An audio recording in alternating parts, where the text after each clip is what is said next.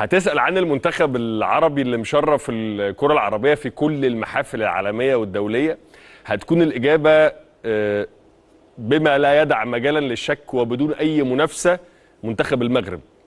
يعني أسود الأطلس مشرفين الكرة العربية بشكل ما حصلش قبل كده في التاريخ. يعني على مدار تاريخ الكرة العربية كلها ما حصلش إن في منتخب عربي قدر يوصل سيمي فاينال كأس عالم كبار، ووصل فاينال كأس عالم شباب، واولمبياد بالمنتخب الاولمبي. يعني عامل كل حاجه ممكن تتعمل في الكوره على اعلى مستوى كروي في العالم. انا بكلمك على كاس عالم كبار، بكلمك على كاس عالم شباب، بكلمك على اولمبياد. يعني مش بنتكلم على مستوى بطولات ضعيفه ولا بطولات متوسطه، احنا بنتكلم على اعلى وارقى مستوى للكوره على مستوى العالم كله.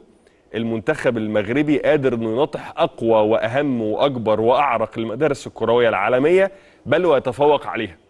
فتحيه من القاهره الكبرى الى الرباط، الى المملكه العربيه، المملكه المغربيه الشقيقه، اللي بجد المسؤولين فيها عن الكوره يستحقوا كل تحيه وتقدير على حاله الفخر اللي هم مصدرينها للكره العربيه كلها بالنتائج المبهره اللي عاملينها مع المنتخبات المغربيه، واخرها بالامس وصول منتخب المغرب للشباب الى نهائي كاس العالم للشباب في تشيلي، بعدما تغلب على منتخب فرنسا بركلات الجزاء الترجيحيه 5-4، وانتهى الوقت الاصلي للقاء بهدف لكل فريق.